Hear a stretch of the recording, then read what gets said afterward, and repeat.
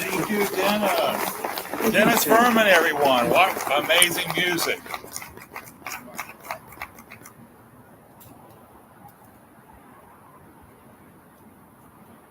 Can you hear me now? Dennis Furman, great music. He also has some CDs to sell. We're right here at the holidays. Be sure to pick them up. He'll have them over their table. You get to meet him. Great music, great guy. Really, you'll really enjoy his music. So be sure to pick him up if you want some last-minute Christmas stocking stuffers or just to treat yourself. All right, just an announcement or two before we get started. I'd like for you to keep an affirmative. She's been exposed to COVID, and so they're putting her in quarantine. But she seems healthy, but she's asked for prayers. Jim Saul's family and Lynn, they've all come down with that, what they think is just the regular flu, but keep them in consciousness and prayer as well. Now, our candle lighting service is going to be Christmas Eve at 6:30 outside. We're going to have special harp music by Delula. So be sure to attend that 6:30 Christmas Eve. Be a really wonderful service outside. And on January 3rd, we're going to have the Burning Bowl and White Stone ceremony. And I think we all have something we want to release from 2020. I'm thinking of getting the whole calendar out here and burning it. Maybe slowly, so I can really get it in consciousness. So that's going to be on January 3rd, regular time here at 10 o'clock. Okay, those are my announcements. So today we've got something really special. we've got a new person coming up to do an affirmative prayer for us, Brenda. Brenda, come on up.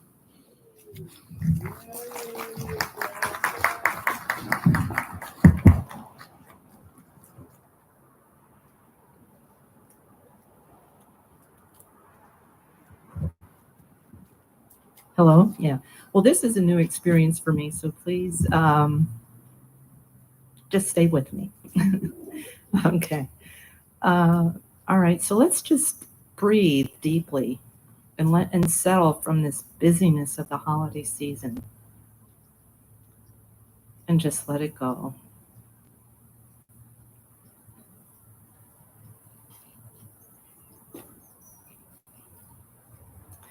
And I'm going to say this affirmation. I know that there is one universal, divine, intelligent energy that is the universe. And as I turn my consciousness toward it, I can feel it all around me and in me. I feel this energy. It is with me. And as I open myself completely and fully to it, I am open to its wisdom and guidance so that I can be a full partner in co-creating the universe that this energy is creating. The beauty that we see, that we smell, that we taste, that we touch, that we hear. And most importantly, the love and goodness that is all around us and in us to give freely. I am grateful for this knowing, and I release it into the mind of the universe and in the law, and together we say, and so it is. Thank you, Brenda. Yes, give her a round of applause. And the reason is because you're speaking your core truths about yourself. And that can be, it's a huge challenge. And so whenever I see one of our students getting up and being able to do it, it just thrills my heart. All right, how about some more music from you, Dennis?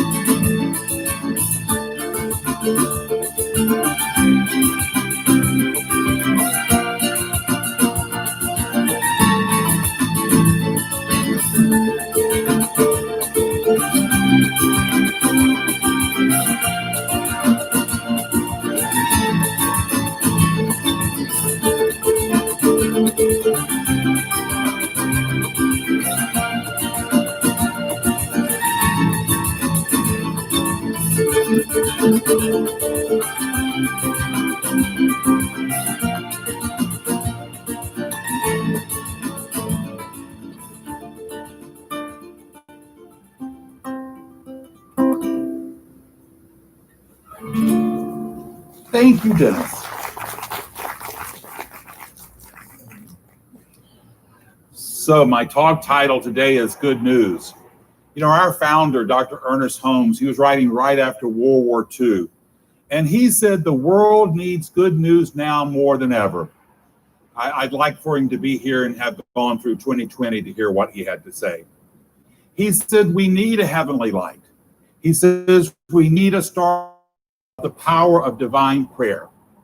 He said we're all shepherds tending to our flocks, and we're all the wise kings of following the star to the east, to the child.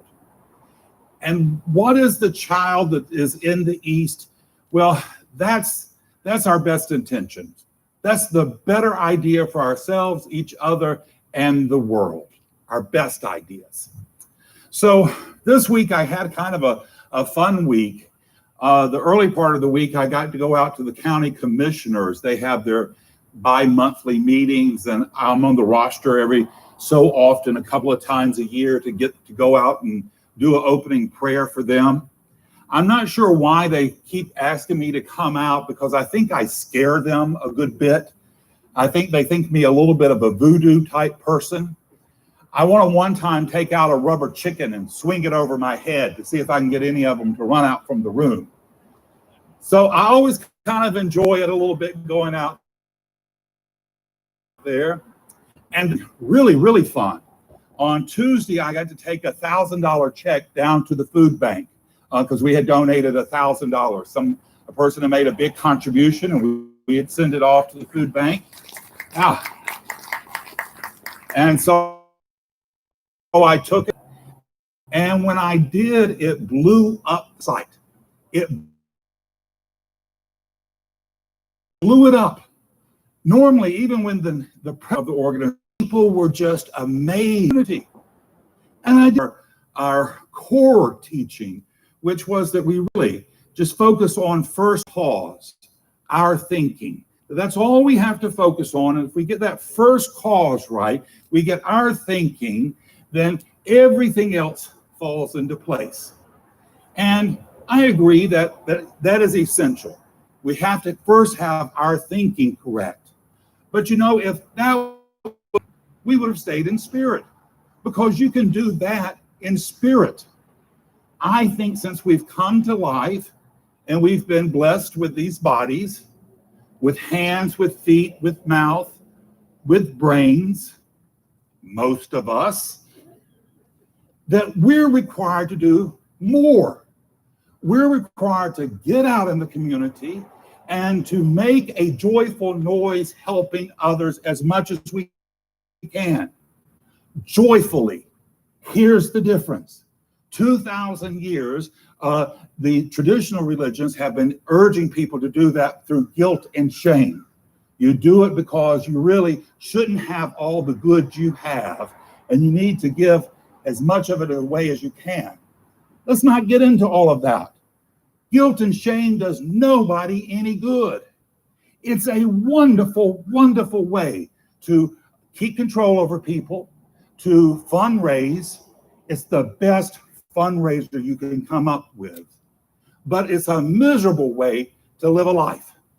So let's change that up. And let's say we're going to go out into the world.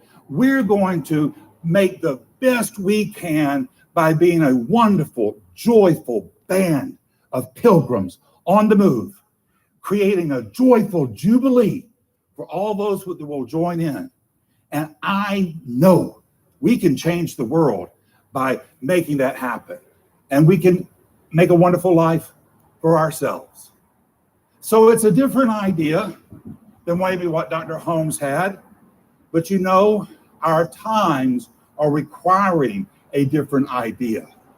And that shouldn't surprise anyone. That's the way life does. Life evolves. And as life evolves, you have to evolve with it.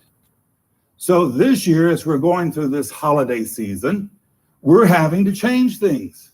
We can't celebrate it intelligently the way we did in the past. So we have to shift and change and do it differently. So after I got finished with scaring the commissioners, I thought I would get myself in a little bit of the holiday spirit. I had remembered a Christmas CD that I exceptionally liked. It's Peggy Lee.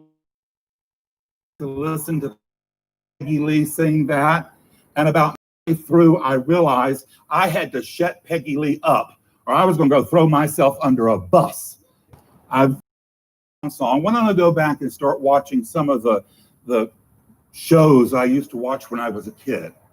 And so I pulled out the Charlie Brown show, and I was watching that, and it struck me how much these shows have really an adult theme to them. They're made for kids, but they have some really adult situations. The Charlie Brown one particularly is the artwork is beautiful, and the characters are well defined, and they have a lot of depth to them. Charlie Brown, it starts off, of course, Charlie Brown's not in the Christmas spirit. He's depressed. How many of us go through the holidays not feeling like we're as happy as everybody else is? And when he gets some counseling, Lucy tells him, she admits to him that she feels a little down during the holidays, but she says, you got to get involved. And so he goes off to do the Christmas pageant. He can't get his community to come with him. And so he thinks that maybe they need a Christmas tree. He goes out and he won't listen to Linus, who tells him, you need to go with an artificial tree. You need to give up your values, is what Linus is really telling him. And Charlie says, no, here's this little tree. This tree is speaking to me. And this is the one I'm going to get. He goes and he takes it back to the play, and immediately he's ridiculed. This is, if you listen or you study Joseph Campbell, this is the hero's journey. The hero goes out, he finds something that's of real value, he takes it back to the community, and back in the community, they ridicule him. And they say, no, it's of no value at all. So Charlie Brown leaves the community, he goes off on his own, he gets the tree at home, and he says, I can decorate it. And he takes one little ornament, he puts it on the top, the little tree bends under the weight, and he says to himself, I've killed it. Why does everything I touch die? That is a harsh, that goes to the core of the soul. Why can't I have something? That's a consciousness of hell, of being in hell. Nothing good is coming through me. So he goes inside. Linus and the gang show back up because they realize they have done something wrong. Linus looks at the tree. It was a bad tree. It just needed love. And when he says that, the group comes around, they decorate the tree, they transform the tree. The tree is beautiful. And then Charlie Brown comes out. He joins back into the community, and they all sing, the final carol. It's an interesting thing that these stories are an American version of Christmas. It's Christmas Americanized. I don't know if that's a word. And a lot of it has to do with a Jewish interpretation. Because, a lot of the entertainment we get from Christmas, particularly our Christmas music, came from Jewish authors. And one of the things that's focused on again and again is the miracle of Christmas comes through unity. The core teaching, a wonderful life. What happens in a wonderful life? At the very end, the thing that saves him, the community comes together, and they let him know how valued and supported he was. So it's an interesting idea that community is the core answer. I got through with Charlie Brown, and I went over to The Grinch That Stole Christmas, one of my favorites of all time. The Grinch is just an unhappy person. He's an unhappy person, and he can't tolerate anybody else being happy. He particularly doesn't want to hear anybody about anybody's happiness. Mind you of anybody? Do you have someone in your family like that? You know, I had an aunt, and you couldn't go to a wedding with her that she just felt it was her business to go up and tell the bride what she had done incorrect as far as etiquette. That was her role. And when you're in that kind of unhappy place, the only thing that makes you feel alive is thinking of unhappiness and what you can do to convince other people that they should be unhappy.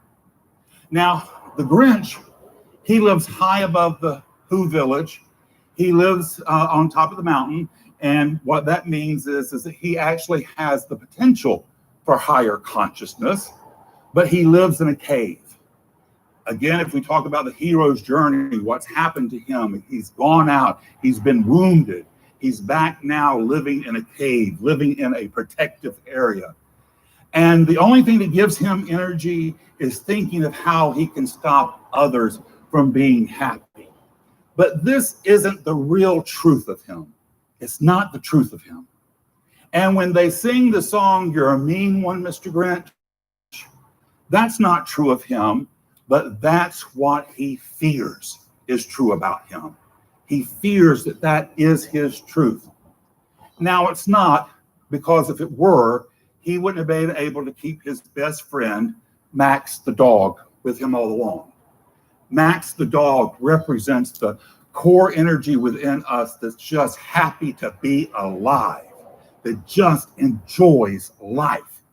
And that is what Dr. Holmes talks about, this divine imprint within us that we can never destroy. We can turn it down, we can get it to a low level, but we can never destroy it. That's what Max represents. Now, a brutal scene in The Grinch That Stole Christmas, although it's portrayed as funny, it's not funny at all. It's when the Grinch has stole all the Christmas goods, loads them up on the sleigh, far too much, far too heavy a load for little Max to carry. What does he do? He gets a whip out and is terrorizing Max to make him haul that load of goods up the mountain.